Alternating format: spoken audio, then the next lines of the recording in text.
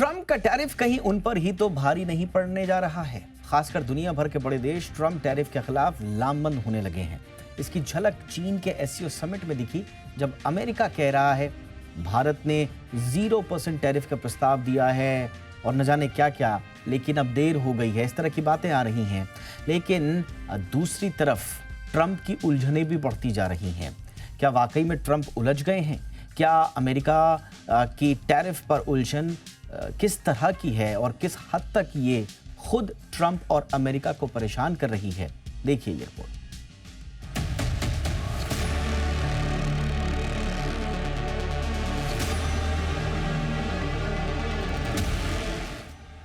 चीन की धरती पर 3 महाशक्तियों के महामिलन ने न्यू वर्ल्ड ऑर्डर की बहस को और तेज कर दिया है। भारत, चीन और रूस की त्रिशक्ति अमेरिका के लिए एक बड़े खतरे की घंटी बनती जा रही है।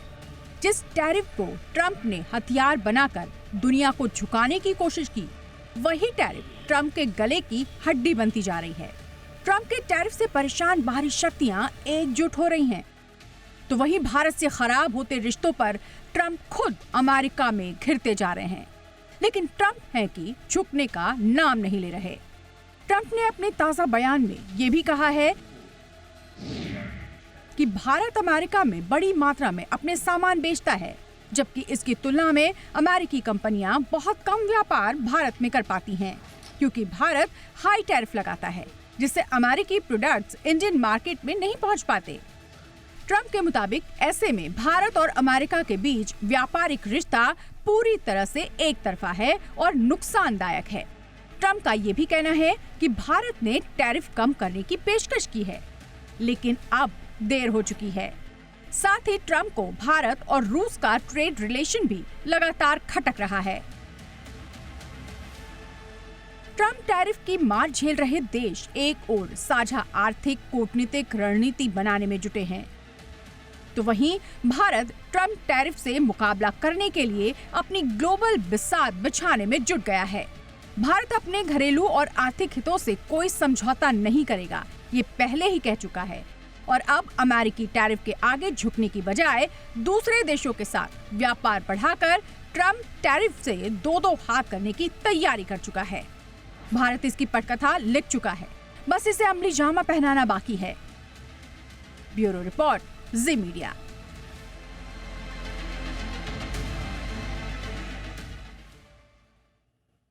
खास मेहमान हमारे साथ जुड़ चुके हैं। स्वागत करते हैं सुभाष चंद्र गर्ग सर का, पूर्व वित्त सचिव और अंतर्राष्ट्रीय और वित्त मामलों के जाने माने जानकार। बहुत बहुत स्वागत है सर आपका हमारे शो पे। अजय बग्गा सर हमारे साथ हैं, जाने माने market expert. Good evening sir, बहुत बहुत स्वागत है आपका। प्रोफेसर स्वर्ण सिंह सर हमारे साथ हैं, प्रोफेसर इंटरनेशनल रिलेशंस, JNU में। बहुत बहुत स्वागत है सर आपका हमारे शो पे। गर्ग सर, चर्चा की शुरुआत आपसे ही कर रहे हैं। पहले तो सर, जो ट्रंप साहब ने कल जो दावा किया कि भारत ने टैरिफ टू नथिंग का हमको पेशकश किया है, लेकिन अब काफी देर हो चुकी है, तो बातचीत के दौरान क्या आप भी अपेक्षा कर रहे थे कि भारत इस तरह की पेशकश करेगा? नहीं, बिल्कुल नहीं। आई थिंक ये ऐसे लगता है जैसे सोते हुए ट्रंप ने कोई बयान दिया है, जब वो कुछ पूरी होश हवास में नहीं है। मुझे नहीं लगता कि हिंदुस्तान कभी भी ऐसे ऑफर दिए थे या देगा, और वो फिर अपने आप को शायद जस्टिफाई करने की कोशिश कर रहे हैं कि भाई हमने जो टैरिफ लगा दिए वो देर कर दी हिंदुस्तान ने आने में, इसलिए हमने लगा दिया। आई थिंक इसको पूरी तरह से इग्नोर कर देना चाहिए।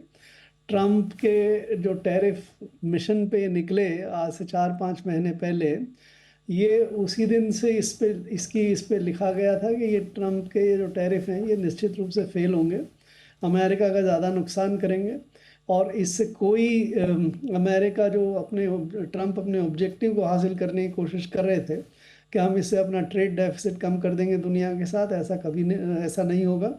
अनफॉर्चुनेटली बीच में कुछ देशों ने, जापान, इंडोनेशिया, वियतनाम, EU वगैरह ने ट्रंप के दबाव में आगे समझौते कर लिए, उससे इनको टेम्पररी सक्सेस जैसे मिली हो उस तरह का आभास हुआ।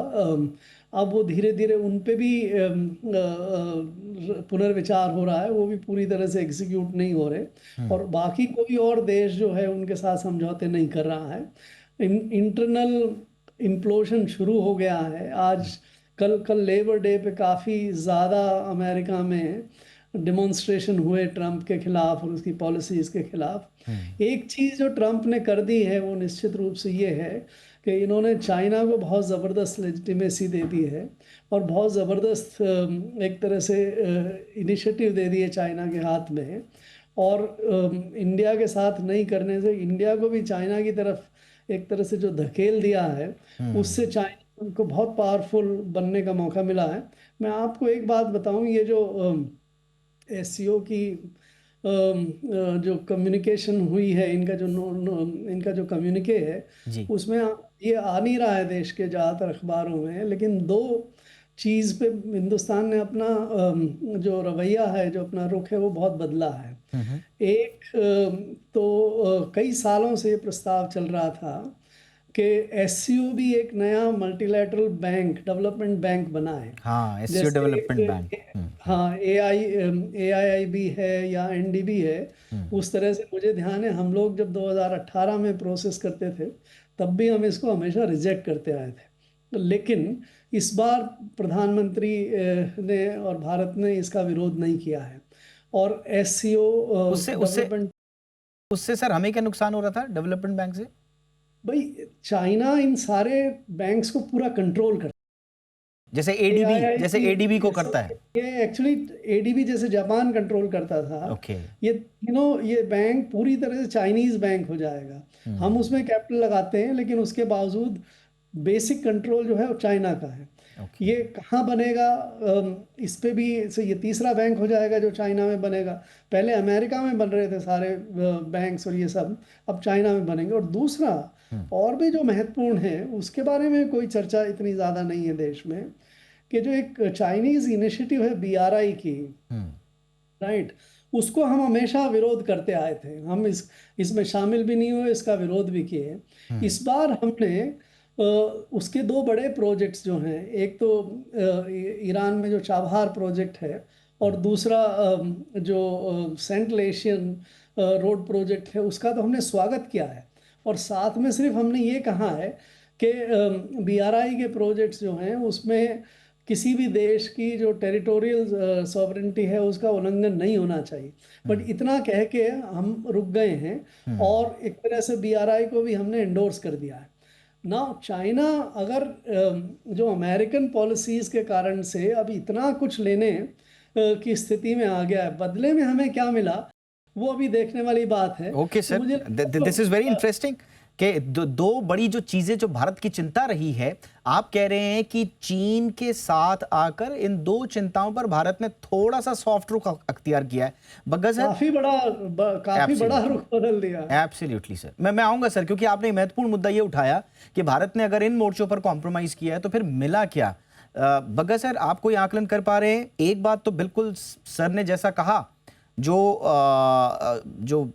पूर्व NSA हैं US के बोल्टन, उनका भी दर्द लगभग इसी तरह से झलका है कि अमेरिका की दशकों की मेहनत को ट्रंप ने SCO में भारत और इन सब के साथ जो है बर्बाद कर दिया और ट्रंप पे भारत पे भारी भरकम टैक्स लगा दिया और चीन को पूरा छोड़ दिया। तो ऐसा लग रहा है कि इस वक्त चीन विजेता बनकर उभरा है।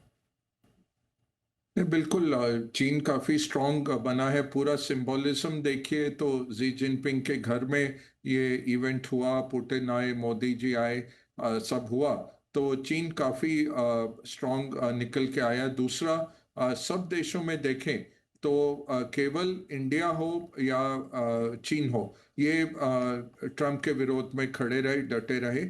इंडिया को उन्होंने प्यूनिटिव टैरिफ्स लगाए, चीन पे लगाने की हिम्मत नहीं है। वो नवंबर तक उन्होंने टाल दिया और आगे भी देखते हैं क्या होता है। चीन अभी भी रेयर अर्थ्स इतने सप्लाई नहीं कर रहा, वो उन्होंने एक्सपोर्ट कंट्रोल में डाला है। और 700 ऐसे प्रोडक्ट्स हैं जिनको चीन ने एक्सपोर्ट कंट्रोल में डाल दिया है और वो डिसाइड करते हैं किस कंपनी को वो अलाउ करेंगे एक्सपोर्ट होना। तो बहुत ज़बरदस्त वो कंट्रोल कर रहे हैं। जो ड्यूअल यूज़ का टेक्नोलॉजी है या मिनरल्स है, ये चीन का काफ़ी कड़ा रुख है। तीसरी बात है, जो US ट्रेजरी का होल्डिंग है वो घटाते जा रहे हैं, तो अब वो नंबर 3 पे आ गए हैं। पहले नंबर 1 पे होते थे, बट वो घटाते जा रहे हैं। तो ये जो डी डॉलराइजेशन की मुहिम है, चीन का स्ट्रैटेजिक रुख क्या है कि युआन जो है उनकी करेंसी है, वो रिजर्व करेंसी उभर के आए, एटलीस्ट ग्लोबल साउथ में युआन यूज हो। वो बहुत कोशिश करते जा रहे हैं। ज़्यादा उनको अभी तक नहीं मिला था उसमें सफलता, बट इसके बाद जैसे गर्ग साहब ने बताया, अगर बैंक खुलता है और युआन एक सेंट्रल करेंसी बनता है, ब्रिक्स में बात हो रही है दीपक जी के वहाँ पे एक डिजिटल ब्रिक्स करेंसी बनाई जाए, और उसका फिर फॉर्मेट क्या होगा, उसका फंडामेंटल गोल्ड रहेगा या युआन रहेगा, ये बहुत दिलचस्पी से हम देखेंगे। बट इतनी बड़ी इकोनॉमी चीन है और लग रहा है कि वो डी डॉलराइजेशन में भी आगे चलेंगे। तो ओवरऑल मैं कहूँगा कि जी जिनपिंग ने अच्छा खेला है, और ट्रंप ने क्योंकि उनके पास इतना इंटेलेक्चुअल हॉर्स पावर नहीं है इस एडमिनिस्ट्रेशन में, ये एडमिनिस्ट्रेशन जो बना ये लॉयलिस्ट का बना है। पिछली बारी रिटायर्ड जनरल, रिटायर्ड एडमिरल, बहुत सारे स्टेट क्राफ्ट वाले सीनियर्स थे, और जिनको ये निकालते रहते थे हर 6 महीने, क्योंकि वो अदब की बात करते थे। अब ये सब लॉयलिस्ट हैं जो तालियां मारते हैं ट्रंप के लिए। तो बिल्कुल मैं कहूँगा बड़ी शिकस्त ये खा रहे एब्सोल्युटली हैं। सर, और बिल्कुल। एक और बात दीपक जी, जो जी। अमेरिकन लास्ट दिसंबर में majority of American across parties support कर रहे थे टैरिफ्स को, अब केवल 40% सपोर्ट में आ गए हैं, और अभी फ्लो थ्रू नहीं हुआ है। अभी 3 महीने और लगेंगे कीमतों में पूरा फ्लो थ्रू होने में। जब वो आएगा तब आप देखिएगा। ऑलरेडी अभी इमिग्रेशन पे जो मुहिम छेड़ी है उसके कारण लोअर लेवल वर्कर्स नहीं है। अभी कटाई का सीजन है, हार्वेस्ट आ रहा है। चीन ने एक भी ऑर्डर नहीं दिया है। चीन इतना भारी भरकम कॉर्न और सोया उठाता था अमेरिका से, एक ऑर्डर चीन का नहीं आया है। वो सारा हार्वेस्ट जो खेती आ रही है, एक आदमी नहीं है उसको काटने के लिए, क्योंकि इमिग्रेंट्स को इन्होंने निकाल दिया जो फार्म वर्कर्स थे, और दूसरा आगे कोई खरीदने वाला नहीं है। My God. तो बिल्कुल सर, ऐसा लग रहा है कि वाकई में ट्रम्प बुरी तरह से फंस गए हैं। प्रोफेसर सुवर्ण सिंह, अमेरिका ने क्या खोया और चीन ने क्या पाया, इसका विश्लेषण आपने सुना। अब मैं ज़रा आपसे भारत के नज़रिए से ये समझना चाहूँगा कि भारत ने जो एक जेस्चर दिखाया है, और जो पुराना RIC ट्राइलेटरल रिवाइवल एक तरह से हो चुका है, ये कहा जा रहा है, एक सॉफ्ट रिवाइवल तो कम से कम हो ही गया है। इसका भारत को क्या कुछ मिल रहा है सर? अब हमारी जो अमेरिका को लेकर चिंताएं हैं, क्या वो दूर हुई हैं? चीन को लेकर जो हमारी चिंताएं हैं, क्या वो दूर हुई हैं? या जैसा गर्ग सर बता रहे हैं, 2 नए मोर्चे खुल गए, एक बैंक वाला और एक BRI का एंडोर्समेंट? बिल्कुल, मुझे लगता है मोटे तौर पे यदि अमेरिका और चीन में जो आपस बनी रहती है, उसके देखें तो शंघाई सहयोग संगठन में खासकर मेजबान चीन ने ये कोशिश की कि किस तरह से शंघाई सहयोग संगठन को एक वैकल्पिक मंच की तरह से प्रदर्शित किया जाए, और उन्होंने सीधा कहा कि अंतर्राष्ट्रीय उथल बुलिंग या कोर्शन का जो बिहेवियर अमेरिका का है, और उसके अलावा जो शीत युद्ध का की मानसिकता है उसका जिक्र किया, उसके चलते है, और किस तरह से ये जो शंघाई सहयोग संगठन के देश हैं, खासकर भारत, चीन और रूस, ये मिलकर वापस अंतर्राष्ट्रीय स्तर पर स्थिरता ला सकते हैं। और उसकी वजह ये भी रही कि जितने भी देश वहां शामिल थे इस शिखर सम्मेलन में, चाहे वो 14 डायलॉग पार्टनर्स हों, 10 जो सदस्य हैं शंघाई सहयोग संगठन के, या दूसरे जैसे स्पेशल इनवाइटी म्यांमार के नेता वहां आए हुए थे, ये सभी देश आज राष्ट्रपति ट्रंप की जो टैरिफ हाइक्स की रणनीति है उसका एक तरह से खामियाजा भुगत रहे हैं। कम है, कभी कभी ज्यादा है, पर उन सबको लगता है कि हाँ, ये सांची चिंता है उनकी। इसलिए हालांकि ये जो शंघाई सहयोग संगठन है, इसका शुरू में जो पूरा ध्यान केवल ऊर्जा सुरक्षा और आतंक से सुरक्षा पर ध्यान था, पर धीरे धीरे जैसे सदस्यता बढ़ी है उसके साथ साथ उनका एजेंडा भी बढ़ गया है, और आज वो जियोपॉलिटिक्स में पूरा अपने आप को प्रदर्शित करते हैं एक फोर्स की तरह, एक ताकत की तरह।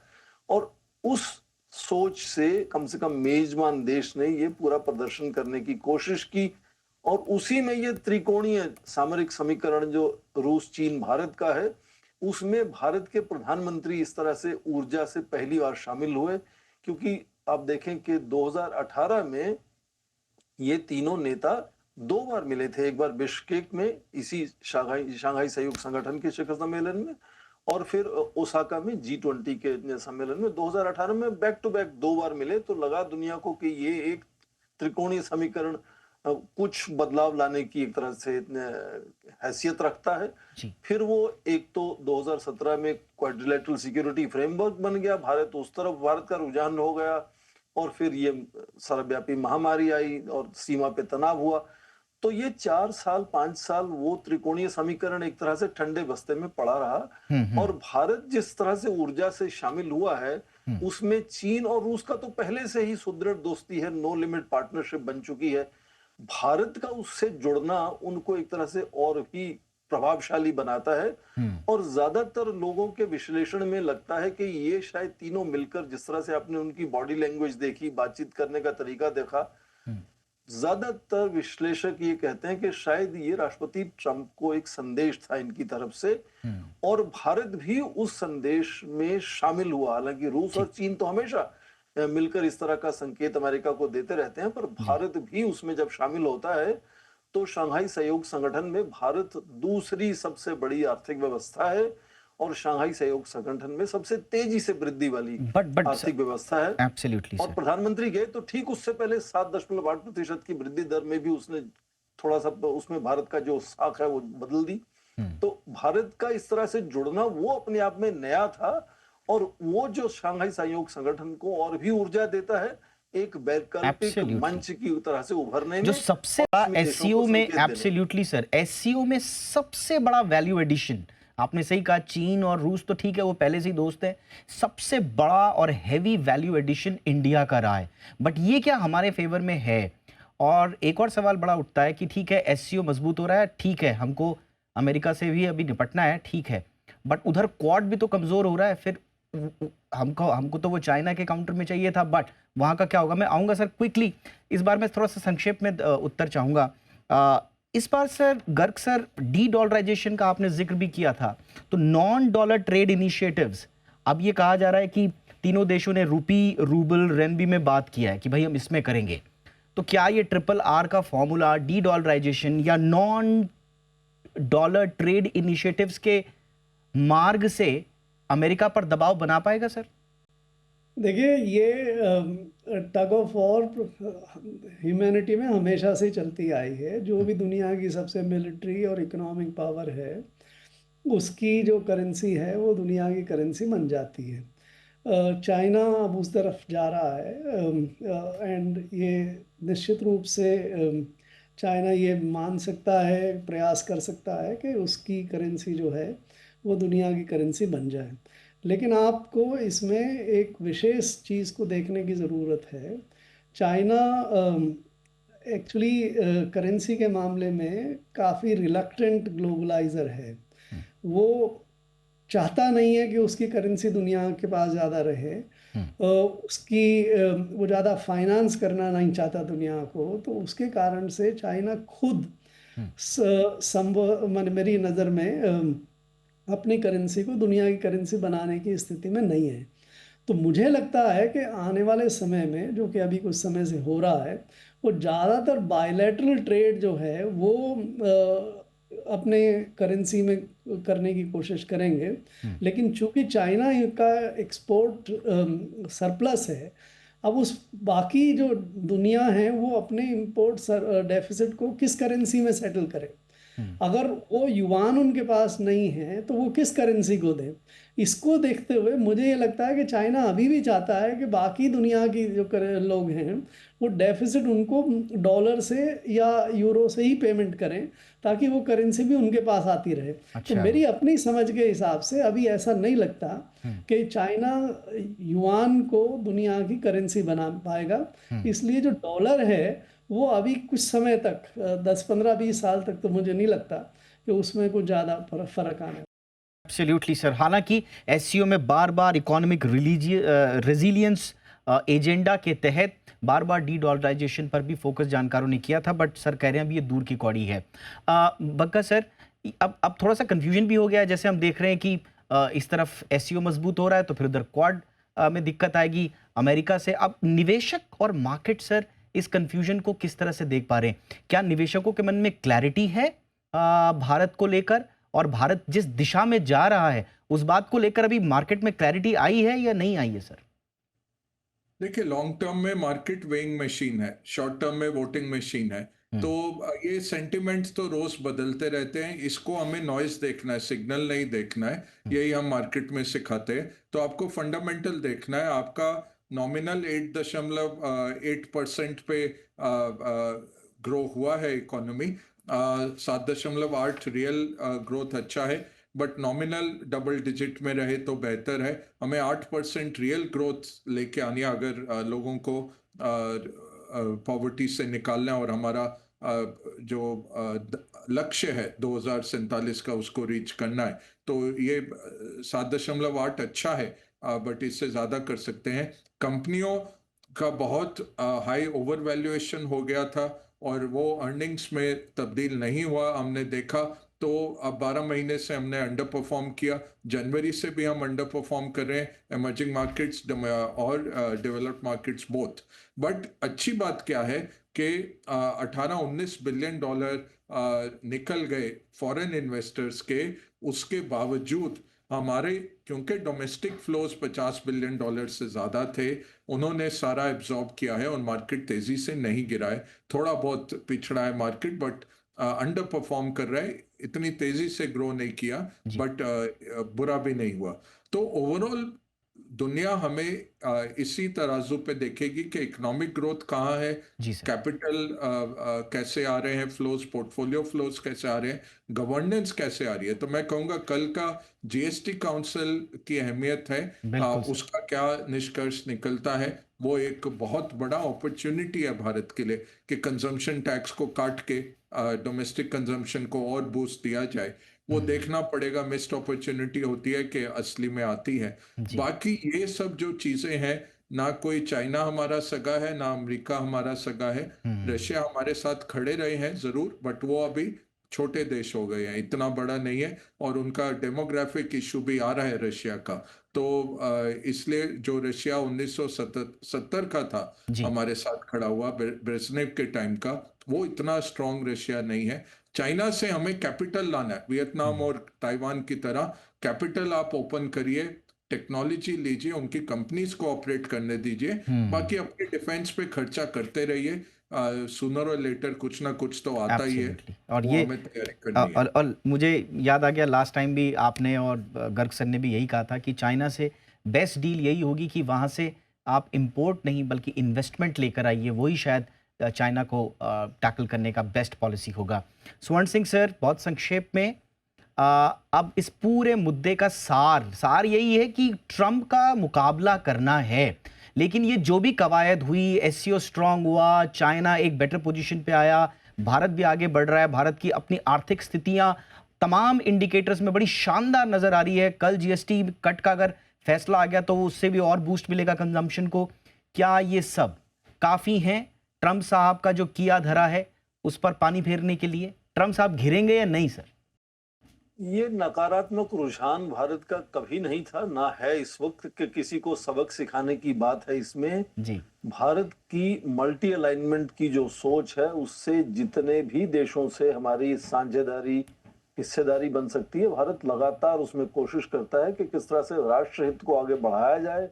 और इस वक्त क्योंकि हमारी आर्थिक व्यवस्था जो है वो काफी आकर्षण का केंद्र है ज्यादातर देशों में, उसके चलते ज्यादातर देश हमसे संबंध बनाना ही चाहते हैं। तो यदि एक तरफ से कुछ रुकावट आती है, जैसे भारत के निर्यात को रुकावट आई है अमेरिका में, तो उसके दूसरे कहाँ विकल्प हो सकते हैं, उसी की सोच है। इसीलिए थियानजिन जाने से पहले प्रधानमंत्री जापान गए, उसमें भी एक संकेत था कि केवल हम रूस चीन से मिलते नजर आएंगे तो ऐसा नहीं लगना चाहिए कि हम पश्चिमी देशों के विरोध की तरफ जा रहे हैं। उससे पहले जापान में भी निवेश का, तकनीक हस्तांतरण का सब बात हुआ। एक छोटी सी बात जो करेंसी की मैं कह दूं, मुझे लगता नहीं किसी को चिंता करनी चाहिए कि चीन का युआन विश्वव्यापी हो जाएगा।